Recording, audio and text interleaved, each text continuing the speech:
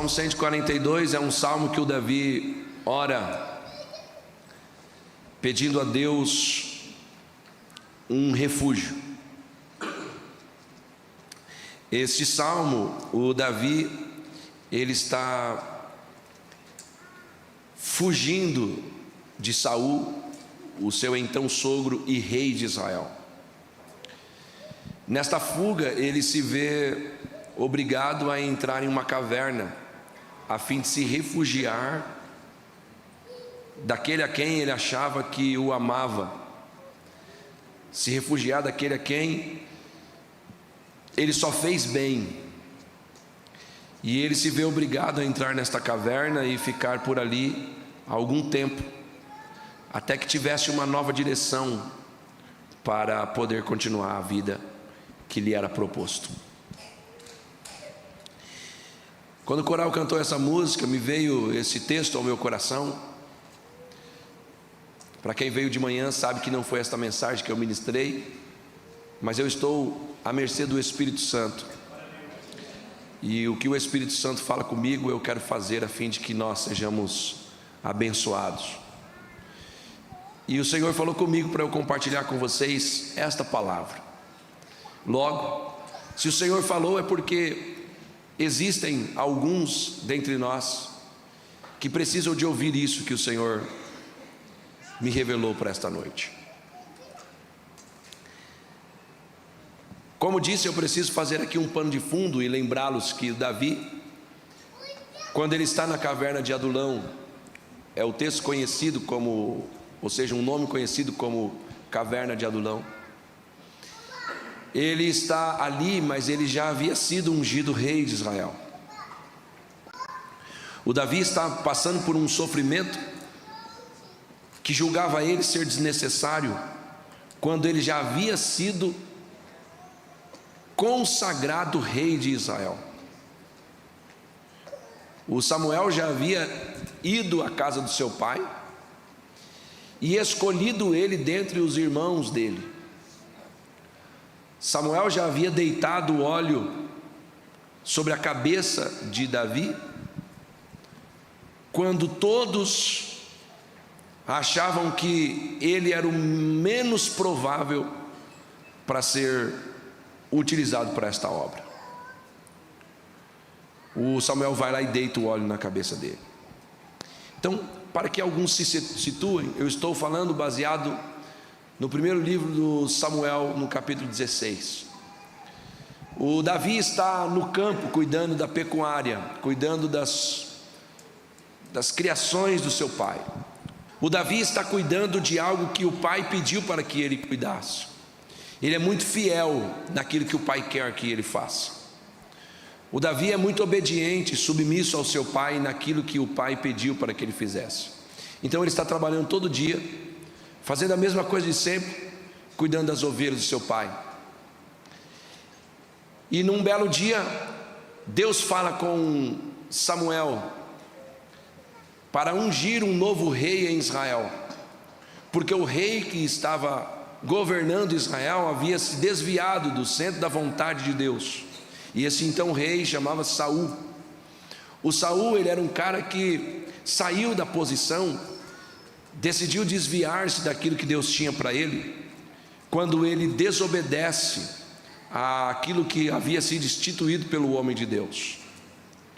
Ele cometeu uma rebelião. Diga comigo, rebelião. Rebelião só é rebelião quando você se rebela contra Deus. Rebelião só é rebelião quando você se rebela contra Deus. Esse homem então, ele desobedeceu uma ordem vinda de Deus ao sacerdote que era o Samuel. E qual era? Esse homem, ele tinha que oferecer sacrifício. Quem? O Samuel. Era a ele que era confiado o ofício de oferecer sacrifício. Era a ele que era confiado o ofício de fazer todo este enredo de oferecer aquilo que era para Deus. O Saul, por sua vez, por se achar rei, e porque ele era rei, ele achava que ele estava acima de tudo e de todos, Quem está comigo, perceba a entonação da voz. Quando ele chega a um estágio que ele julga ser um homem, mas um homem soberano, um homem o quê? Aí ele acha que ele pode fazer aquilo que não lhe cabe fazer. E quando ele entra por esse caminho, logo então ele está sendo um rebelde. É aqui que nasceu o termo de homens rebelde, que o rebelde ele é comparado com um feiticeiro e assim sucessivamente. É a partir desse texto que eu estou falando lá no 15 de 1 Samuel. Salvo engano, 15, 14, por ali. O Samuel então ele faz aquilo que não compete a ele. Aquilo que competia a um homem que foi escolhido para fazê-lo. Samuel chega diante daquele povo, espera, ou seja, o Saul chega diante do povo e espera que Samuel venha oferecer o sacrifício. Como o rei, ele está por ali esperando chegar. Cadê que o Samuel não chega? Cadê que o Samuel não chega? Cadê que o Samuel não chega? E por não chegar o Samuel, ele diz: não, tudo bem, Samuel não chegou, eu sou rei, eu posso. Aí ele vai lá e oferece o sacrifício no lugar do homem de Deus que deveria ter chego. Quando Samuel chega, ele pergunta: quem foi que ofereceu isso aqui? Ele disse: sim. Fui eu que ofereci, porque você demorou de chegar e eu achei que eu tinha que fazer. Então você achou errado. É melhor você ter obedecido do que você fazer um sacrifício. Também saiu esse texto clássico que vocês conhecem.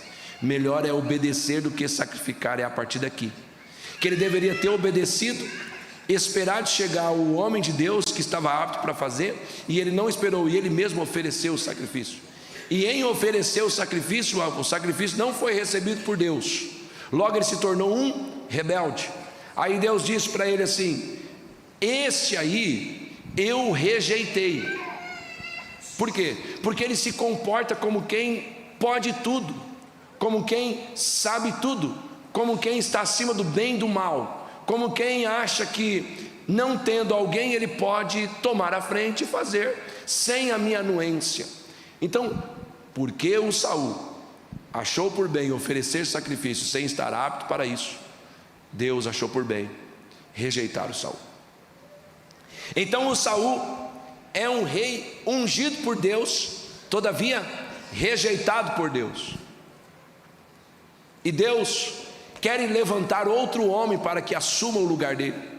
Alguém que vocês conhecem e ouvem muitos dizer isso: um rei segundo o meu coração, que é um rei que o Senhor Deus escolheu para que reinasse sobre Israel.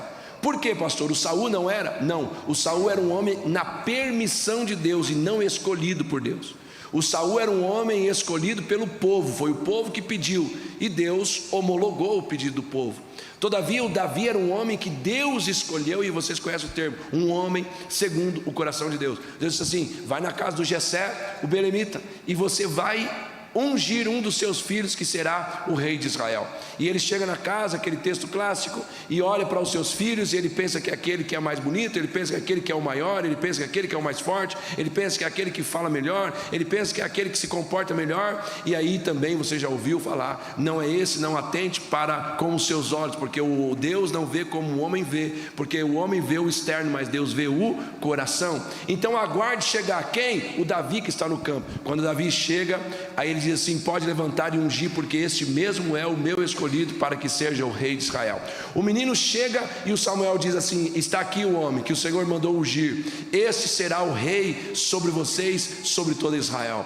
Desta feita, o Davi agora ele está ungido a rei, mas no outro dia ele volta a trabalhar conforme era o mandamento, o pedido do seu pai. Os dias vão passando, Saul percebe que o Davi está crescendo, Saul percebe que o Davi está avançando, Saul percebe que o Davi está criando robustez para ser o líder que Deus queria que ele fosse. Logo, o Saul começa a ficar invejado, o Saul começa a crescer inveja em seu coração em detrimento do Davi. O Saul, ele se depara com o Davi querendo guerrear contra o Golias. E ele subjuga o Davi porque ele era menor dentre os outros. Ele subjuga o Davi porque o Davi não tinha aparência de guerreiro da maneira que ele precisava que tivesse. Todavia ele tinha homens ali que estavam alinhados para a guerra, homens fortes, homens preparados, mas nenhum teve coragem de encarar o grande Golias quando vinha falar contra Israel e contra o Deus de Israel. Recentemente, há uns 15 dias passados, eu preguei para os obreiros deste ministério e disse para eles: Deus está contando com pessoas que decidem alinhar o seu coração com o coração dele. Deus quer usar homens, mulheres, moças, rapazes, crianças, adolescentes, mas para isso precisam de alinhar o seu coração com o coração dele. Vocês precisam se desgostar daquilo que Deus não gosta. Vocês precisam abrir mão daquilo que incomoda o Espírito Santo. Para que Deus ache em vocês alguém que Ele possa usar, vocês precisam estar descontente com aquilo que Deus está descontente. Até aqui quem está comigo? Então Deus achou no Davi um homem descontente com aquilo que ele estava descontente. E o que é que Deus estava descontente? De ver um Golias gritando contra eles, insultando Israel e insultando o Deus de Israel. O Davi disse: eu vou lutar contra esse cara. O Saul olha para Davi e diz assim: mas meu filho, você, disse eu. Até ali Davi não tinha dito nada sobre o que Deus havia usado ele para realizar. Por exemplo, ele já havia matado urso. Por exemplo, ele já havia matado feras que vinham pegar as ovelhas do seu pai, só que ele não falava para ninguém. Ele fazia e tudo bem. Só não estou fazendo nada mais que minha obrigação. Eu não tenho necessidade de expor aquilo que eu estou fazendo. Por quê? Porque eu não estou fazendo nada mais que a minha obrigação. Até que um dia que o Saul duvida da capacidade dele, ele diz assim: vindo o urso pegar as ovelhas do meu pai, eu matei eles. Vindo leões, eu matei leão. Agora, eu não vou lutar com esse incircunciso com o meu braço da carne. Eu vou lutar com ele em nome do Senhor dos exércitos de Israel. Eu não vou com a minha força, eu vou com a força que Deus vai me dar. Davi decide então guerrear com Golias e vence. Logo, o nome de Davi é propagado na região. Quem é esse menino? Um menino sem a apreciação do público, um menino que quase ninguém acreditava nele. Quem é esse menino que consegue lutar e vencer um gigante desse tamanho? Esse é o Davi que se dispôs a ser útil para Deus e alinhou o seu coração no propósito que Deus tinha para a vida dele. Quando ele luta com o Golias, ele também já estava ungido rei de Israel. Quando ele vence o Golias, ele está ungido rei de Israel. Quando ele toca a harpa para que o espírito mal da parte de Deus se manifestava sobre a vida do Saul, ele tocava a harpa e esse espírito saía, esse espírito mal saía de Saul. Ele já era ungido de rei de Israel. Quando ele fazia obras maiores do que as que o Saul estava realizando, ele já era um escolhido por Deus para ser o rei de Israel. Até que um dia o Saul desperta em inveja e diz assim: eu vou começar agora um plano e vou matar esse cara. O Davi está casado com uma das suas filhas, se chamava Mical. O Davi casado com uma das suas filhas chamada Mical, ela descobre o plano que o pai quer matá-lo e ela avisa ele. Não somente ela, como também o Jonatas, filho de Saul, irmão de Mical, cunhado de Davi. Ele também fazia ali, sabia dos planos do seu pai para matá-lo e avisava o Davi. O Davi então tomou uma postura de fugir para não morrer. Já disse para vocês que ele teve oportunidades N de matar Saul, mas ele não tinha a intenção de fazê-lo. Por quê? Porque o coração dele estava alinhado à vontade de Deus. Guarde o que eu vou te dizer: não queira matar aqueles que te perseguem. Não coloque a mão para querer matar aqueles que falam mal de você. Não faça planos para poder aplaudir a derrota daqueles que falam mal de você, porque isso não compete a você, não compete a mim. Isso compete ao teu Deus e ao Deus dele e ao Deus dela. Não é você que vai fazer justiça com as próprias mãos daquilo que estão falando de você. Não é você que vai fazer de tudo para provar contrário. Fica tranquilo, faça a oração que o próprio Davi fez. Prepara perante mim uma mesa, perante mim e perante os meus inimigos. Prepara, o Senhor, é o Senhor que faz, é o Senhor que mostra, é o Senhor que coloca as claras, é o Senhor que joga em cima da mesa. Não sou eu que vou fazer, quem faz é o teu Deus. Nota que Davi, se fosse você que teve a oportunidade de passar-lhe a espada, não fez. Por que não fez? Porque não competia a ele. Guarde essa palavra e diga sempre em teu coração: não sou eu que vou fazer justiça, não sou eu que vou responder, não sou eu que vou aplaudir, não sou eu vou ficar na posição. Quem vai cuidar de tudo é o Deus dele. Até que um dia o Saul chega próximo a Davi para matá-lo. Ele disse: agora eu corro muito risco de vida. Foi quando a Mical disse para ele: o meu pai está vindo. E ela fez aquele plano que vocês já me ouviram falar, colocou um boneco na cama. Quando os soldados chegaram, ela disse: meu marido está enfermo, etc, etc, etc. Ele não pode atender o meu pai, porque era ele ir lá para falar com o Saul mataria ele. Isso, ele já tinha pulado da janela, já tinha ido embora, já tinha fugido. É aqui que ele vai parar, lá na caverna de Adulão. Os soldados entram na casa, olham e vê que é um fake, que aquele que está deitado não é o Davi, é um boneco. Leva a história para o Saul. Saul fica irado, furioso, diz: nós vamos matar ele. Queiram ou não queiram, nós vamos matar o Davi. E o Davi corre para a caverna de Adulão. Na caverna de Adulão, o que é que o Davi encontra?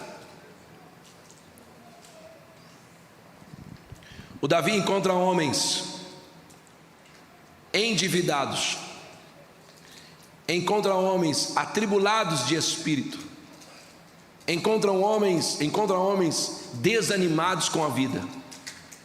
Ou seja, o cenário é esse: eu já não vou bem e me uno a pessoas que estão pior do que eu. O que dá? Eu não estou legal e eu me uno com pessoas que estão pior do que eu.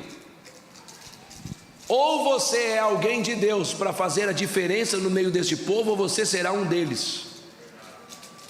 Ou você crê no Deus que te fez a promessa e Ele está em pé para te ajudar e te fazer chegar no lugar que Ele quer que você chegue, ou você vai deixar se levar por aquilo que as pessoas deixaram se levar e vão arrastar você para o mesmo lugar. Davi chega ali, ele começa a falar com Deus: Deus, este lugar é o lugar que o Senhor escolheu para eu me refugiar. Aí chega o capítulo, ou seja, o Salmo 142, que foi daqui que extraíram a música que o coral cantou. Ele diz: Senhor, eu clamo a Ti com a minha voz. Diga comigo: clamo. Clamar é dizer em alta voz. Clamar é dizer em alta voz. Eu clamei ao Senhor em um lugar que eu não queria estar. Irmãos, olhem para mim. Quantas pessoas aqui presentes já viveram situações das quais nunca queriam estar vivendo, ou estão vivendo hoje, ou em lugares que nunca queriam estar vivendo, ou estão vivendo hoje? Quantas pessoas estão fazendo a coisa certa, mas com consequência de coisa errada? Quem está entendendo? Você está fazendo a coisa certa, mas as consequências são consequências de coisa errada. Como assim? Eu estou fazendo aquilo que glorifica a Deus, mas estou vivendo situações pelas quais parece que eu errei a vida inteira. É o Davi. Ele poderia ter dito assim: eu pequei, eu errei, eu fiz o mal a alguém para estar vivendo o que eu estou vivendo? Eu pedi para o Senhor para me ungir rei de Israel? Agora, o Senhor me unge rei de Israel e me permite vir e estar aqui no meio desses homens desgostosos, esses homens desanimados, esses homens que não produzem nada. o Senhor me permitiu viver a situação que eu nunca imaginava estar vivendo. Por quê, Senhor? Ele começa a entrar numa crise. E aí ele começa no versículo de número 1. Eu disse outro dia aqui que as melhores orações depois da de Cristo para mim são as de Davi. Se você lê a maioria das orações que ele faz no Salmo, são orações profundas que tocam o coração de Deus. E aí ele começa no versículo 1: clamei, ou seja, com alta voz. Depois ele diz: com a minha voz ao Senhor eu supliquei. Súplica, o que é, pastor? Suplicar é pedir de maneira humilde e intensa. Suplicar ao Senhor é pedir de maneira humilde e com muita intensidade. Tem gente que desiste rápido de pedir para Deus as coisas. E Jesus falou do amigo importuno. É aquele que fica ali, pedindo. Aquele que fica pedindo, aquele que fica insistindo. Aquele que às vezes até incomoda. Quem está comigo? Quem tem um amigo que às vezes incomoda? Deixa eu ver aí. Mas é teu amigo. Levanta a mão, irmão, me ajuda a pregar. A gente tem uns amigos que incomodam a gente, mas são nossos amigos. Mas eles incomodam porque eles querem alguma coisa. E por nos incomodar a gente faz. O Davi disse: eu supliquei, ou seja, eu pedi de maneira humilde e intensa. Aí ele fala assim, versículo 2: derramei minha queixa perante a sua face, expus-lhe a minha angústia. Rasguei o meu coração, me joguei diante da presença de Deus, abri minha vida como um livro, coloquei na presença dele. Está aqui a minha necessidade. Quando o meu espírito estava angustiado em mim, então eu fiz com que o Senhor conhecesse as minhas veredas. Sabe o que Deus está te falando? Que você está falando com a pessoa errada, que você está chorando para pessoas erradas, que você está fazendo pessoas erradas conhecer a sua trajetória.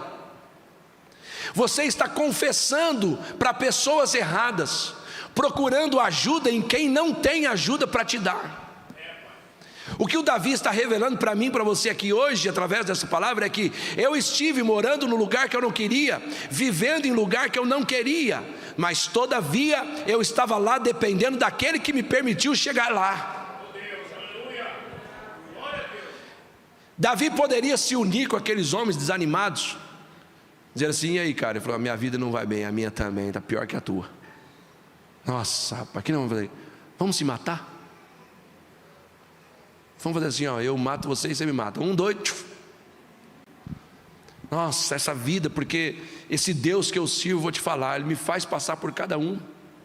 Você sabia que eu sou ungido? Você sabia que eu sou ungido, rei de Israel, e estou aqui vivendo essa pendura?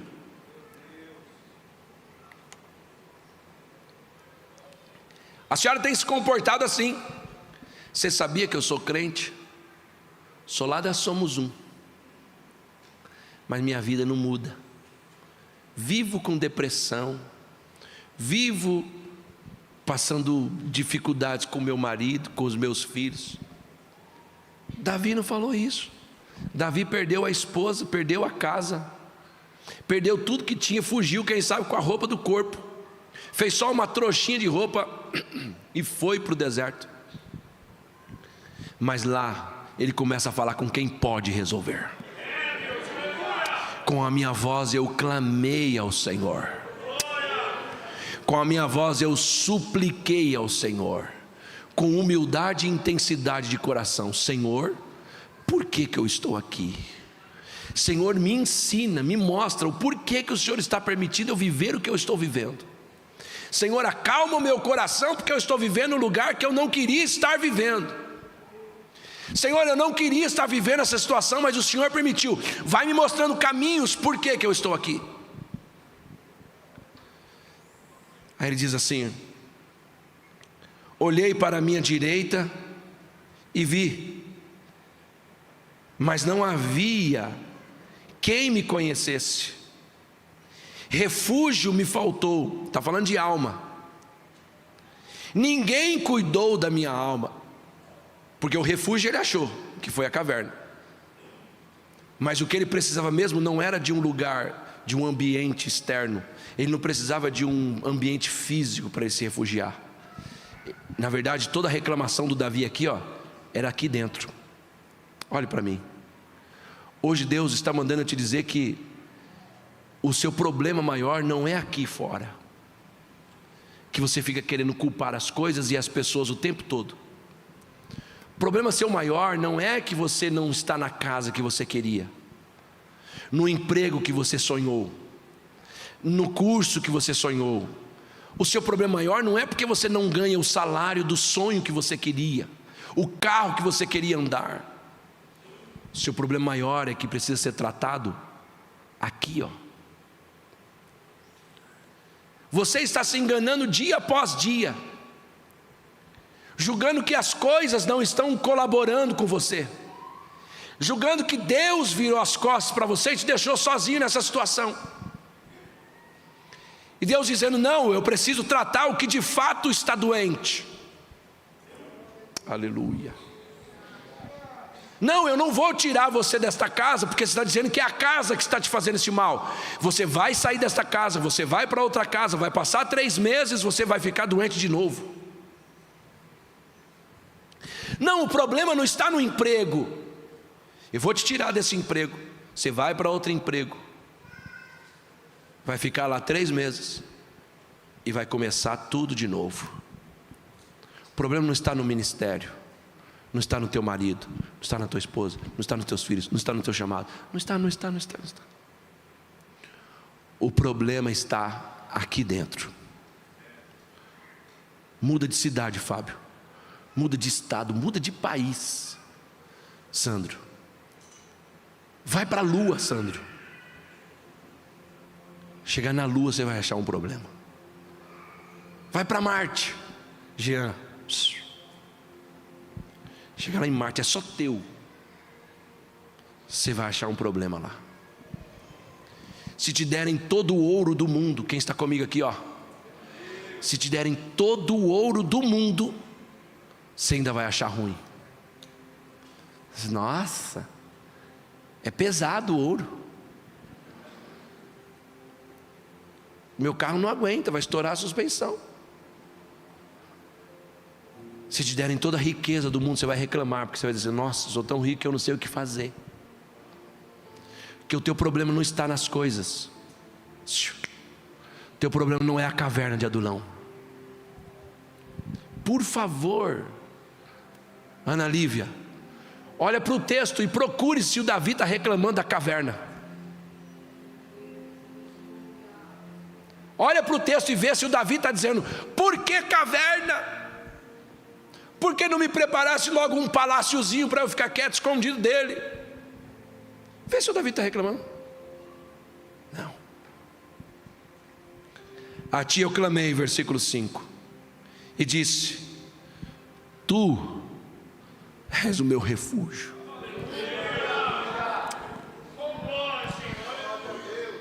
Tu és o meu refúgio. Ele está dizendo assim: não importa onde eu esteja. Oi. Não importa onde eu esteja, não importa quem está do meu lado, não importa que situação eu estou vivendo, tu és o meu refúgio. Com quem Deus está falando aqui? Com quem Deus está tratando aqui? Você só está gastando o que é seu, trocando de carro, trocando de casa, trocando de cidade, trocando de emprego, trocando. Você só está gastando tempo, dinheiro e energia, reclamando do externo, reclamando do que está à sua volta. Troca de marido, já é o 5º marido que você trocou. Falou, Fábio Júnior?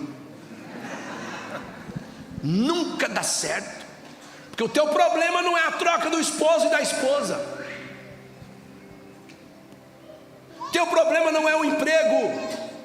Teu problema é que a tua alma está algemada. Teu problema é que a tua alma está encarcerada, mas você não conseguiu notar isso. O texto está claro: atende ao meu clamor. Ele disse aqui, ó, atende o meu clamor, porque essa caverna está muito escura, porque essa caverna está muito fria. Atende o meu clamor, porque eu não queria estar aqui nessa caverna. É isso? É o quê? Porque eu estou muito abatido. Aleluia. Atende o meu clamor, porque o problema está em mim. Ai, meu Deus, culpa o Saul, pelo amor de Deus.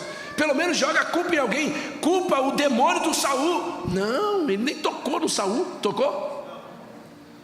O problema está em mim. Cura aqui, porque eu estou abatido aqui dentro. Você vê que é primeiro. Depois ele vai falar dos perseguidores, mas primeiro sou eu. Atende o meu clamor, porque estou muito abatido. Ponto e vírgula, terminou. Começa outra. Livra-me dos meus perseguidores, porque eles são mais fortes do que eu. Aí eu pergunto: eram ou não eram? Diga assim em nome de Jesus: tudo começa por mim. A oração aqui, ela começou por você, não começou pelos inimigos. E você que me livra dos inimigos, porque esses inimigos, Senhor, porque eles estão fazendo, porque eles estão acontecendo. Não. Fizeram mal. Não. Eu. Começa aqui por mim. Trata o meu coração. Aí ele diz assim, aqui que está a chave, versículo de número 7. Tira minha alma da prisão, para que eu louve o teu nome. E ponto. Sabe qual que é o teu maior problema? É que a tua alma está encarcerada, e você não consegue glorificar a Deus sequer. Você está julgando que é o que está na tua volta, e eu estou dizendo pela ordem de Deus, não é. É que a tua alma está algemada. Olhe para mim, Fabiana, pastor Isaac, me diga, Jonatas, outro alguém que orou assim. Aponta aí alguém. Me aponta alguém, outro alguém que orou, reconhecendo que a alma dele estava com um problema, e dizendo assim: tira minha alma da prisão, porque eu quero te louvar, mas não consigo. Eu quero dizer bendito seja o teu nome, mas eu não consigo, porque minha alma está aprisionada. Seja nos seus pecados, seja nas suas inclinações, seja nos pecadinhos ou nos pecadões. A tua alma está aprisionada nos teus negócios, no teu dinheiro, nas tuas conquistas. A tua alma está aprisionada nos teus desejos carnais, e você fica procurando gente, procurando coisas para culpar. E o Davi está dizendo assim: ei gente, ora igual eu. Fala para o Senhor quebrar a algema. Sua alma vai ser livre. E aí você vai louvar o Senhor com a casa boa ou a casa ruim, com o telhado vazando ou com o telhado sem vazamento. Você vai glorificar Deus com o marido bom ou o marido ruim. Você vai glorificar Deus, você vai louvar a Deus com os filhos te obedecendo ou desobedecendo. Você vai louvar a Deus com as coisas acontecendo do jeito que você quer ou não acontecendo do jeito que você quer. Quando a sua alma estiver fora da prisão, você vai conseguir bendizer o nome dele. Hoje você não consegue, né? Porque você está preso. Ore hoje em nome de Jesus, diga: Senhor, eu sei que para me mudar, eu preciso que a minha alma saia desta prisão que eu estou vivendo. E vai sair daqui hoje sabendo que não é para culpar as coisas, é para olhar para dentro de você. Quem recebe esta palavra que é vinda do Senhor Jesus?